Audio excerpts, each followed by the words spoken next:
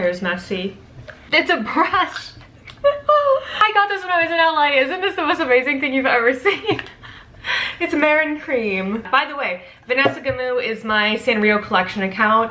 I'm half a book girly and half a Sanrio girly, so. Alright, welcome back to my channel. My name is Vanessa. Okay, I'm really excited about this video because it's my first time ever doing something like this, and it is the mid-year book freakout tag. The past 6 months have been so crazy for me. I feel like I've been in so many different places in my life in the past 6 months, but one thing that I really became dedicated to was always making time to be reading something, or like 2 books at a time, like audio and like a physical. So I actually have a lot to get to, so I'm excited. So let's just jump in. The first question for the mid-year freakout is, what is the best book that you've read in 2024? So for me, this was actually my first year reading Naomi Novik. I read Uprooted at the end of 2023, and then I loved that book. I gave it 5 stars. That's like exactly the type of book and story that I like to hear, like a folklore fairy tale sort of story, but especially if it's written like in the modern day and has like a really good sense of character building and especially relationships, which I feel like Naomi Novik is really good at. But I read Spinning Silver at the beginning of 2024, and that book, like when I pick up a fantasy book now, especially a standalone, I'm seeking that sort of involvement that I had with each of those characters and in that story. And one thing I love about Naomi Novik, and this is something that just kept me reading, is the way she describes magic to me is so beautiful and addictive, and I just absolutely love it. It feels so otherworldly in her books, and so that was probably my best book of 2024, just because like my personal tastes, that's exactly the sort of book that I like to pick up, especially with fantasy books. So that was probably the best book I read in 2024 so far, but I'm reading a really good one right now. Okay, the next one is what is the best sequel you've read so far in 2024? I have 2 different answers from like 2 different schools of thought on like what is the best, what does that mean to be the best. For 2024, I recently, this was like last month, I read Artificial Condition, which is the 2nd book in the Murderbot Diaries, and I talked about this in my previous video, but I absolutely loved it. I actually liked it better than the first one. Basically, it takes place in a sci-fi futuristic world where there are these bots called Murderbots who are very humanoid and have organic parts, but they have specific programming where they're basically programmed to only follow security protocols, like militaristic actions, obviously murder, essentially, and they're there just usually as a tool for humanity to use as security, but Murderbot, our main character and the narrator of the book, has found a way to override his own programming so that he can basically have free will. And what he does with this free will is he downloads a bunch of movies and books and serials, and all he wants to do is kind of zone out and not interact with humans because he finds it extremely awkward, and just watch his serials. But he can't help but have this curiosity about human nature and human relationships that probably, in my opinion, when I was reading, seems to stem from his interest in these human media, like movies and everything like that he's watching. So in the 2nd book, there's like, it's very plot forward, so there's definitely like a sci-fi plot going on, and you know, there's action scenes and everything like that. But in the 2nd book, we get these really human moments with Murderbot figuring out how to interact with other humans and how to be comforting, and because he's trying to play off like he is a human a little bit in that one. So I found that to be really charming and endearing, and I wasn't expecting to feel so connected to the Murderbot Diaries because I'm not a huge sci-fi reader, but I just loved that one. I had so much fun. Like, I was craving being back in that book after I finished it because it's so short. That was the best one. I think it was crafted well, it was told well, the characters were done well.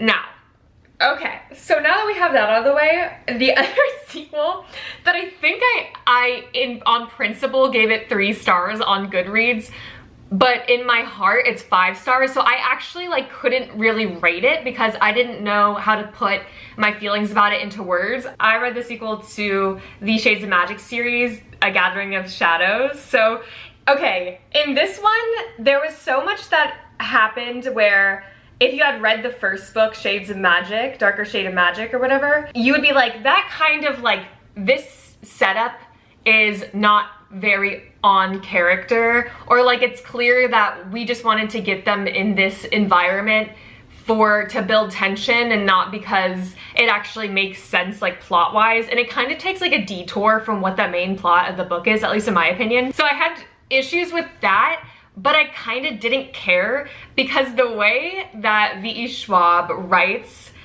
tension, especially romantic subplots, to me is so num num num num num num num num. This was like the romantic subplot tension. Okay, how do I even explain The Gathering of Shadows? Okay, so essentially there is this world where there is London, and there's 3 different versions of London, and all of them have different levels of magic.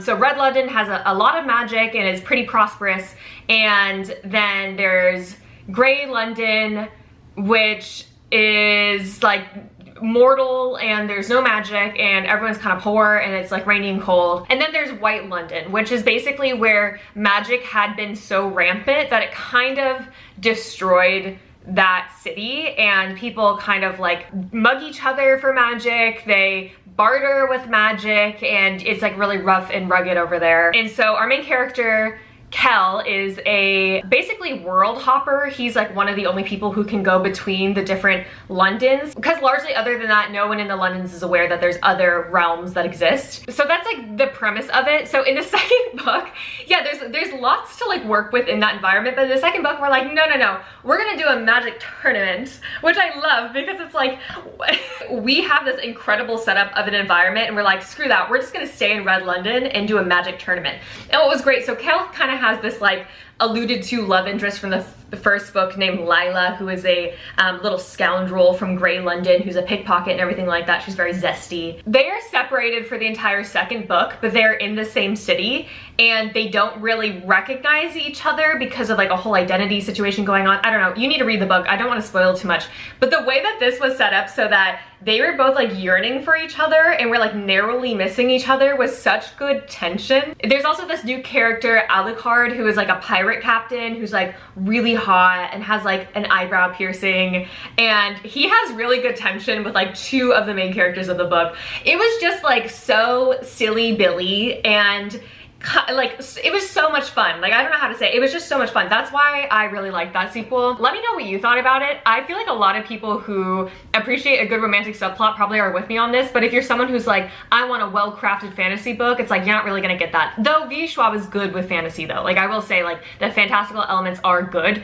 just the character motivations and how they end up in that spot, it was like, is that I don't know if that would be, it's not the best thing I've ever read. Some things are a bit mushy and confusing, but just the blast that I had when I read that. So that's why I would say Gathering of Shadows for one of my favorite sequels. The next question is the most anticipated release for the second half of 2024, and for me that would be A Dark and Drowning Tide by Alison Saft. So this is actually a sapphic romance sort of book. I believe it's not like fully romance. There seems to be a very important plot going on here, which you know I love. A book with a good plot but also has a good romantic subplot. And this is an academic rivals to lovers story. They're on this expedition and everyone is there to become a folklorist essentially, and they're students of folklore, which I love when people are students of folklore. That's something I love about Emily Wilde, is when the character in the story is actually like a academic of folklore, you get these things explained to you more, which is something that I find really fun because I just like to read Wikipedia pages about fae and everything like that. So I'm hoping it has sort of that sort of element to it. It does seem to be a little bit darker than Emily Wilde, but there is that academic rivals to lovers, studying folklore sort of element to it, which really drew me in. Apparently, on this expedition, their mentor is murdered, and our main character suspects everyone, unfortunately, except she knows for a fact her beautiful academic rival, who she hates, is definitely innocent. And I kind of love that, actually, that they're not suspecting each other and they have to begrudgingly like accept that the other person is like the only ally that they can have in this situation. I think that that is so delicious. So also gorgeous cover, like gorgeous, beautiful cover. I think everyone says that. I'm really excited for that one. I think that will be just a blast. So yeah, Dark and Drowning Tide. I'm very excited. Okay, the next question is a new release that you haven't read yet that you want to. I've also talked about this in another video, but I want to read The Tainted Cup by Robert Jackson Bennett.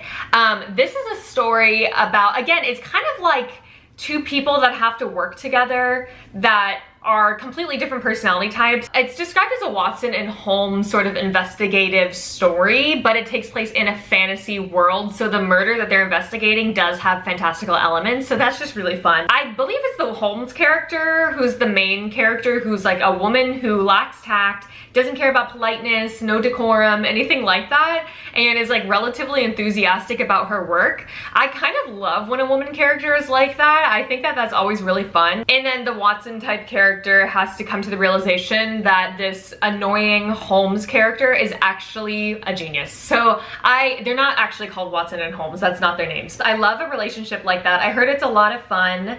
I love the idea of investigative and fantasy because I love investigative stories and I love fantasy stories. So I just think it'll be a lot of fun. So I am looking forward to reading The Tainted Cup by Robert Jackson Bennett. Okay, the next one is Biggest Disappointment, and I feel so played. I think it's because I was taking reading recommendations from my parents who are like a little bit too easily impressed by murder mystery stories, but I do feel like the entire world hyped this book and this author to the point I thought that this would be like a mind-blowing murder mystery novel, and that is The Housemaid by Frida McFadden. Look, it's a story about a woman who becomes a housemaid for this family that has a lot of secrets, and the mother of the house is extremely abusive to her, and something weird is going on with the relationship of the marriage, and she kind of gets entangled in it, and we just know in the background that there is going to be a murder that takes place. We do not know who's going to be murdered, we don't know why, but something's going on. The build-up was pretty good, the payoff was not. I just thought that this would be more like, oh wow, whoa, I wasn't expecting that, but I actually predicted like the entire book since chapter 3. Maybe I just have seen so many stories play out the way that that particular story did. I don't know if it was a blueprint, I'm pretty sure it wasn't. So I'm just like I'm just disappointed. I was expecting more from this book, so I wasn't really, I don't know. I wasn't impressed by that one. I don't know if I'm gonna read more Frida McFadden. It was like fine, it passed the time. I get why people liked it. Not for me, I expect more. So that is The Housemaid by Frida McFadden. Not that impressed. Okay, the next one is Biggest Surprise. I actually have been so staunch about the genres that I read for so long. Like I would pretty much exclusively read fantasy for pretty much all of my life, and watch fantasy for a long time too. Like I would only read and watch fantasy stuff. I recently started getting into more fiction books, which I've been loving. I've been getting into more horror books, so that's been different. And one of these was Between Two Fires by Christopher Buehlman. Buehlman. Correct me. This is a historical horror novel, and I had just seen rave reviews about it on Twitter from people who have very different styles to me, but I've recently, in the past year, been getting into like weird books. Like I want to read something strange and unsettling, and people were saying that this was that sort of book, and it was. The reason it surprised me is just because horror is not my preferred genre. I prefer fantasy that's a little bit more whimsical. And this is not whimsical, but it is definitely like kind of beautiful and breathtaking, the fantastical creatures that are described in this book. And it also has like strange, weird, disgusting creatures. It also has a lot of really dark topics, which I don't stomach very well. I did have to push past a little bit that feeling for this, but I think that it was worth it for me personally and I could handle it. But I do like recommend with caution, especially regarding essay and essay of a child. So definitely be aware of that. But generally speaking, the story was fun. It was interesting. It was episodic. episodic. It felt like a video game. It was a Knight's Tale, and it felt like those old Knight's Tale movies from the 80s where you're like, what is even happening in this? But the visuals are so gorgeous. And then it kind of all comes together in this very allegorical way that I really appreciated. So I was surprised by that, because that would in theory not be my thing, but it ended up being a book I really enjoyed. Again, proceed with caution. Seriously, proceed with caution. If you think that this would be too much for you, it might be too much for you. If you like Junji Ito though, you'll like this one. But yeah, that was a surprise for me. So that was Between Two Fires by Christopher Buehlman. All right, my next question is new favorite author. So for me, like I was talking about, I read Spinning Silver this year, and I just love Naomi Novik's writing. Every book that I've read from her has been like, that's exactly the world I was looking for. Like, that's exactly what I wanted to be reading. So I think that for me personally, Naomi Novik is one of those authors that, like, if she puts something out, the likelihood that I'm gonna enjoy it is like 90%. So Naomi Novik for me personally, I love a small setting fairy tale folklore story that has like dark elements in it. So that one, she is for me, okay? The next one is newest fictional crush. I'm thinking about it, and I kind of didn't have a crush on any of the characters I read this year. I do have fictional crushes though. I'm a Leon Kennedy like girl. But in terms of like characters that kind of made me swoon a little bit, I will say, like I said, Alucard, the pirate from A Gathering of Shadows and just like the Darker Shades of Magic series, he's so suave and like he's so like smooth, and I don't know, there was like this one scene on the ship, like when they were like drinking in the cabin, if you remember that, and I was like, ooh. I found myself swooning for him, so I'm gonna say Alucard. I actually never actively thought about that until this moment, so I'm glad this question brought it up. I guess I do have a crush on him. The next one I have is like half I have a crush on him, half like that's Mother, and that's Wendell from Emily Wilde, because I read the sequel this year, so technically that counts. For me personally, the reason I like him is he's like this blonde, full of himself, very charming and charismatic and really witty and funny, but so annoying, but at the same time a little bit oblivious about his selfishness and genuinely kind of kind-hearted at times and empathetic, and he loves Emily in that book. So he's so kind to her, but he's such a princess. Like, I kind of love a blonde princess man, probably because my boyfriend is exactly like that. There's just something about it that I find really funny to watch and listen to. It's a little bit annoying, but it's also like, he's kind of charming. Like, there's something about it. I love it. Like, he does it. He's like this sort of man that he's like, I'm not going camping. We can go glamping and that's it. I'm not setting up a tent. You know what I mean? And that's an unpopular opinion, but as a princess, a blonde, pretty princess myself, I can appreciate a blonde, pretty princess man. So I love Wendell. Oh my gosh, and the way he speaks to Emily Wilde. The things that he wrote about her, it's like, oh my God, he's so romantic also. Yeah. Wendell, for sure. Newest favorite character, again, there's two. I don't need to explain this any further. Wendell probably is one of those. Another one, like I said, Murderbot is probably one of those. I had so much fun in Murderbot's head. He is so jaded. He is so awkward. It is awkward to be conscious. It is awkward to be a human. And it's really fun to see it played out in this context where the environment is actually like pretty hostile and the stakes are really high, but we're still hearing those like very human, awkward, growing into yourself, almost like puberty-esque thoughts from this like grown Murderbot man. So like, I really love Murderbot. I find him so comforting. And obviously I love Wendell. He's just my pretty princess. I don't know what to say. A book that made you cry. This is really interesting because I feel like I actually cry really easily, but I didn't really feel that sad reading any of the books that I read. I will say there's two that got me close. One was Where the Dark Stands Still. If you know and you've read this book, basically it's about this girl who lives in this village. She doesn't want her magical powers anymore, and there's this enchanted, dangerous forest that one night a year a flower blooms, and if you pluck it, you can ask the god of the forest, Leshy, for any wish that you want. And so she does that. She meets Leshy, and as payment, she has to live with him for a year. This book was really about their relationship building. I would say this is very like much a romantasy in my opinion. There were action points as well. I've talked about it a little bit before. I really enjoyed it. I think it's a good one. I'm surprised more people don't talk about it. It has a very sad ending. And I think that the ending does take time to let you mull over that sadness. I didn't cry, but that was very close. It was a very sad ending. So if you're gonna read it, it's good, but beware of that. I didn't cry, but you might. The next book that actually had tears in my eyes was Piglet by Lottie Hazel. I just finished this one. I did enjoy it.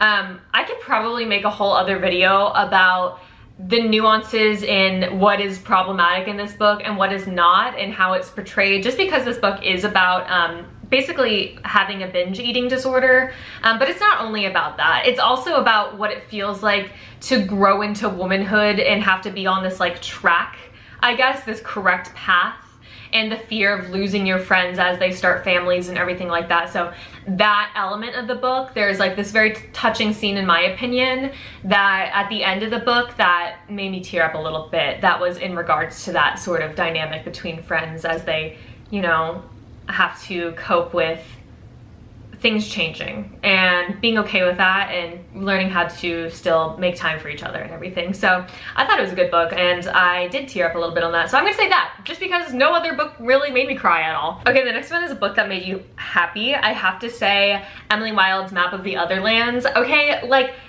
Heather Fawcett just writes the perfect style of fairies that I like. It's like I like Holly Black's fairies, I like Naomi Novik's fairies, and I've learned I really love Heather Fawcett's fairies. Again, Wendell's in it. I love Emily, I love Wendell, I love them together. I love the world, I love the way things are described, I love the magic. It's so silly, but the stakes are also high. So I would say Emily Wilde's Map of the Other Lands, it felt so warm, it felt so cozy. So definitely that one made me happy. Favorite book to movie adaptation you've seen this year? I don't know. I'm actually like not a movie person at all.